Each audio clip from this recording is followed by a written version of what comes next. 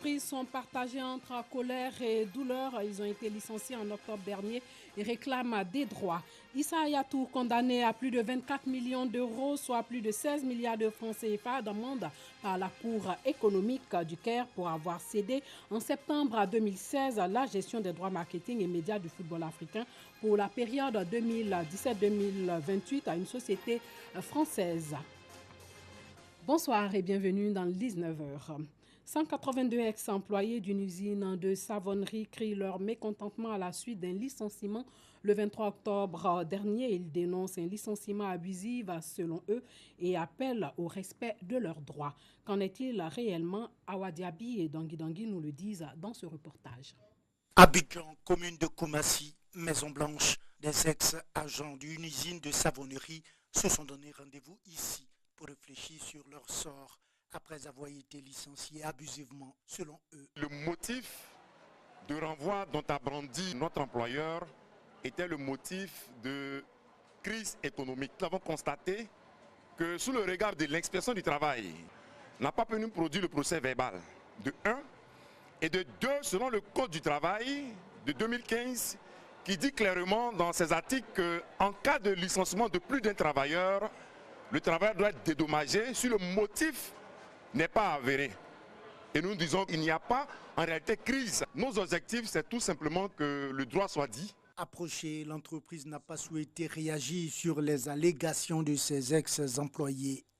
Licenciés le 23 octobre dernier, les 182 ex-employés de l'entreprise incriminée promettent d'utiliser tous les moyens de droit pour faire valoir leurs droits. Le lycée moderne de Diokwe dans l'ouest du pays est méconnaissable depuis hier. Le foyer de l'établissement qui faisait office de salle de classe a été incendié. La salle informatique a pillé, la plupart des ordinateurs ont porté. Infirmerie, bureau, tout a été saccagé. Des élèves ont été blessés. Que s'est-il passé? Quels sont les auteurs de cet acte et pourquoi l'ont-ils fait? Ève Boué nous rapporte les faits. Le lycée moderne de Diokwe, à l'ouest de la Côte d'Ivoire, dans la région du Guémon, a été attaqué ce lundi 26 novembre 2018 dans la matinée. Le professeur du lycée, Djati Yao Gaston, revient sur les faits. Après le drapeau de 6h50, 7h, les professeurs tous présents sont allés en classe avec les élèves. Aux alentours de 8h30, 9h, j'ai été appelé par un collègue d'une école privée. Il m'a fait savoir que des élèves seraient allés les déloger et qu'il ferait mouvement vers le lycée. Immédiatement, j'ai informé les autorités de la sécurité. Pendant que nous rassemblions les élèves pour que M. Le Dren leur adresse une parole apaisante, des coups de sifflet ont été entendus et c'est ainsi que dans la débandade, tous les élèves sont sortis. Donc, étant sortis, nous avons essayé de sécuriser les enfants lorsque des individus sont entrés dans l'établissement en grand nombre avec des gourdins, avec des machettes, avec des pieds de biche, avec des armes blanches. Et bien entendu, il fallait que chacun sauve sa peau. Donc nous nous sommes retrouvés dans des endroits un peu cachés. Et donc le lycée a été à leur portée pendant environ 1 heure à 2 heures de temps. Et ils ont passé le lycée sans dessus-dessous. Bilan, 3 blessés, le bâtiment administratif pillé. Tout le matériel informatique a été absolument saccagé. Les 2 risographes qui nous font faire des devoirs ont été pillés, démolis, détruits. Toutes les vitres de l'établissement ont volé en éclats. Et le foyer du lycée qui abritait 2 salles de classe ainsi que la salle numérique a été incendiée. Selon des sources concordantes, les transporteurs seraient à la base de ces incidents. Ils auraient agi ainsi en représailles à l'action d'élèves incontrôlés ayant abouti à la destruction de 2 de leurs véhicules la semaine passée au cours d'une grève des enseignants. Le calme revenu, les autorités et les acteurs du système éducatif lancent des appels à l'apaisement et invitent les élèves à reprendre les cours. Une réunion d'urgence est convoquée avec les acteurs du système éducatif, les membres de la société civile, les syndicats des transporteurs. La police a ouvert une enquête pour situer les responsabilités. Dans le centre nord du pays, à Niakara, un autre fait préoccupe parents d'élèves, enseignants et ONG. Le mariage précoce et le viol des jeunes filles, ce qui constitue un frein à leur scolarisation et une atteinte à leurs droits. Et il n'y a pas que les jeunes filles qui subissent des violences. De nombreuses femmes de cette localité font continuellement face à ce phénomène. Charles Tatou met en lumière la situation de ces femmes et jeunes filles. Scolarisation des jeunes filles dans le département de Niakara. Il n'y a plus de problème à ce niveau. Ici, le taux est de plus de 65%. Mais la préoccupation reste plutôt le maintien de ces jeunes filles à l'école. Certes, il y a des établissements qui s'opposent au mariage précoce de leurs élèves. Mais la bataille est parfois rude entre les enseignants et certains parents d'élèves qui, pour une question de coutume, détournent leurs filles de l'école. À cela s'ajoute aussi un fléau, le viol des femmes et des jeunes filles, une réalité à Niakara. Le violeur de la ville, un homme de 40 ans. Je me suis renseigné, j'ai eu au moins une douzaine de femmes. Il n'y avait plus que 20 femmes, mais j'ai eu au moins une douzaine de femmes. J'ai rencontré ces femmes-là une à une. Il y en a qui me disaient, oui, il est venu la nuit, on ne sait pas comment il rentre. Quand il rentre nu. Il demande à aller avec toi. Il y avait une élève même qui a été violée. Elle et son papa l'ont envoyée à Boaké faire les examens. Fillette de moins de 10 ans, collégienne et femme adulte. Voilà les cibles visées. Malheureusement, la culture de la non-dénonciation donne le droit aux auteurs de ces viols de circuler sans aucune inquiétude. Nous voulons changer cet état de fait parce qu'il ne s'agit pas seulement de raconter, par exemple, il y a un monsieur qui viole des filles. Il faut connaître ces acteurs, il faut les dénoncer et faire en sorte que justice soit rendue. L'ONG l'ASEPSI se signale sur le terrain avec un projet qui met en exergue la prévention au profit des lycéennes. L'une des tares au niveau du nord de la Côte d'Ivoire, c'est l'encadrement de ces filles-là. Donc si nous avons un foyer de jeunes filles, pour ces filles qui viennent du village, qui sont obligées de louer des maisons, où elles sont livrées à elles-mêmes, nous avons une vingtaine, une trentaine de filles que nous encadrons. Mais ce n'est pas suffisant. Ce que nous faisons, c'est des kits de toilettes. C'est vrai que tous les samedis, ces filles-là viennent pour étudier, mais nous voulons aller plus loin. L'année passée, on avait enregistré 62 grossesses au cours de l'année. Cette année, nous sommes au deuxième mois, nous avons déjà 32 grossesses déjà. Madame la Présidente qui ne cesse de nous donner des conseils et nous ferons de notre mieux pour pratiquer ce qu'elle nous dit. Quelques filles élèves prises en charge par le projet ont reçu chacune un kit de toilette. Une autre lutte est menée au quotidien pour préserver la santé des populations, la lutte contre le VIH/SIDA et la tuberculose. Après de nombreuses approches, une nouvelle idée, la première bibliothèque communautaire numérique. Un outil en vue d'instruire le plus grand nombre de personnes sur ces deux pandémies. Ce nouvel outil dénommé Faux-Sciencer est financé par Expertise France. Herman Yamia. La lutte contre le sida et la tuberculose en Côte d'Ivoire se renforce.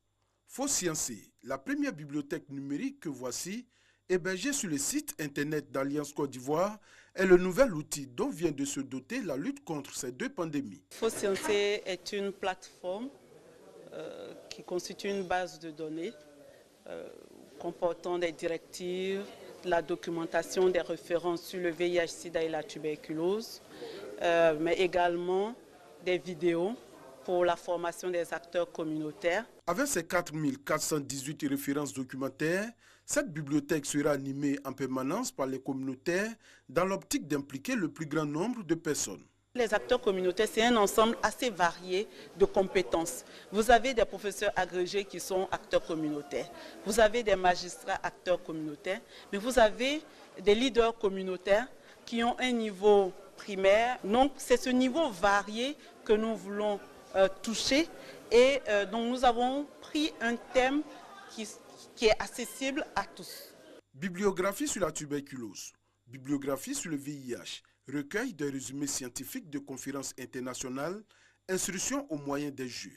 Bref, Faux-Sciencer, initié par Alliance Côte d'Ivoire et le PASSI et financé par Expertise France, cadre bien avec la politique gouvernementale de la santé. C'est une fierté pour le ministère de la Santé et de l'Hygiène publique de voir naître un tel outil qui vient vraiment compléter l'arsenal déjà important de lutte contre ces deux maladies que sont la tuberculose et le VIH/SIDA.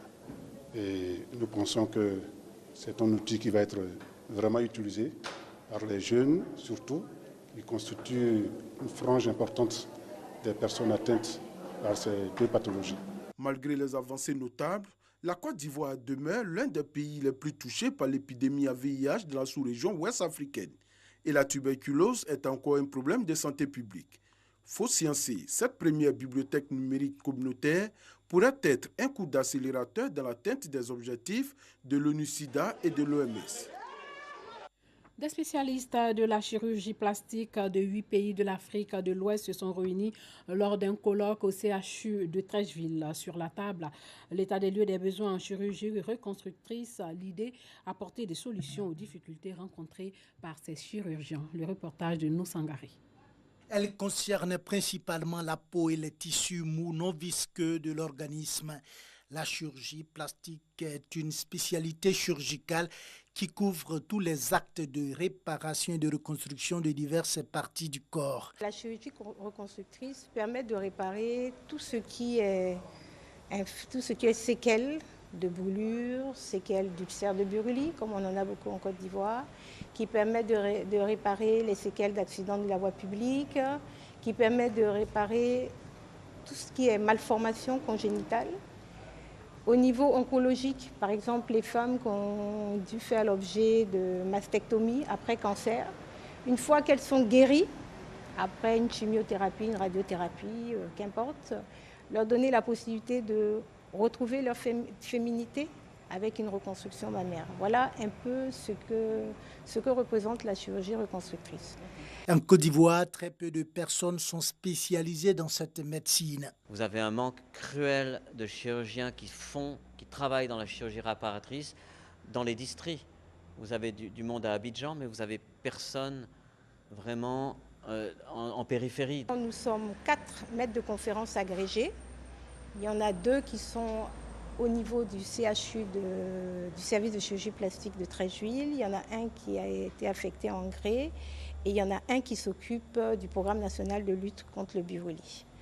Nous en avons deux autres qui s'occupent, qui ne sont pas maîtres de conférences agrégés, qui sont assistants chefs de clinique, mais qui se trouvent à l'Institut Raoul Foloro et qui s'occupent en particulier de tout ce qui est séquelles du cerf de Buruli, tout ce qui est séquelles de la lèpre. Bien qu'ayant connu des avancées notables tout au long de son évolution, en Afrique de l'Ouest, les spécialistes de cette chirurgie rencontrent d'énormes difficultés dans l'exercice de leur métier. Il s'agit du manque de plateaux techniques et de ressources humaines. L'ensemble de tous les services n'ont pas de plateau technique, il n'y a pas de matériel. Et puis on est confronté aussi au fait que nous avons des populations qui sont très pauvres et qu'on ne peut pas aussi prendre en charge parce que c'est eux qui doivent payer et nous on a notre savoir mais on n'a pas le matériel et on ne peut pas payer, on ne peut pas leur offrir tout ce qu'il faut aussi comme soin. Le centre des brûlés à Abidjan, alors que vous êtes un endroit vraiment avec des bien développé, il n'y a pas de quoi dans le centre des brûlés de traiter les gens. Il n'y a pas de dermatome pour prélever les greffes, il n'y a pas les fils de suture, il y a tout à faire. Faire l'état des lieux des besoins en chirurgie reconstructrice dans la sous-région en vue d'apporter des réponses, c'est tout le sens de ce colloque de haut niveau des chirurgiens plasticiens des pays de l'Afrique de l'Ouest. On essaie de voir avec les instances en place comment arriver à mettre des chirurgiens qui s'occupent de la chirurgie réparatrice. Et ce n'est pas du tout de l'esthétique. Et c'est là où il y a une confusion et il y a un énorme besoin dans le monde et spécialement maintenant en Afrique de l'Ouest. Ce colloque international est à sa première année. Il a vu la participation de plusieurs chirurgiens plasticiens de 7 pays de l'Afrique de l'Ouest, à savoir le Mali, le Bénin, la Guinée, la Côte d'Ivoire, le Nigeria, le Ghana et le Sénégal. Retour à Kinshasa aujourd'hui du tandem d'opposants Félix Tshisekedi et Vital Kamerhe. Ils ont promis aller aux élections du 23 décembre prochain pour chasser du pouvoir les dirigeants associés au président sortant Joseph Kabila. Ils ont été accueillis par des dizaines de milliers de sympathisants. Les deux hommes ont scellé une coalition vendredi dernier à Nairobi avec un accord sur le partage des postes en cas de victoire. Félix Tshisekedi, président, Vital Kamerhe, premier ministre. Le 12 novembre, il s'était retiré au bout de 24 heures d'un accord entre 7 opposants conclu à Genève. Cet accord désignait à la surprise générale Martin Fayoulou, candidat unique de l'opposition. Et puis Issa Hayatou, ex-président de la Confédération africaine de football, et son ancien secrétaire général, Hicham El Amrani, ont été condamnés chacun à 500 millions de livres égyptiennes, plus de 24 millions d'euros d'amende, soit plus de 16 milliards de francs CFA. Une décision de la Cour économique du Caire. Ils étaient jugés en Égypte pour avoir signé en 2016 un contrat sur les droits médias marketing du football africain avec une société française. L'autorité de la concurrence égyptienne avait estimé que ce contrat contrevenait à la loi en Égypte où le siège de la CAF se trouve. L'affaire avait ensuite été transmise à la Cour économique du Caire en mars 2017 qui, après plusieurs reports, avait ouvert en avril 2018 le procès des deux ex-dirigeants de la CAF.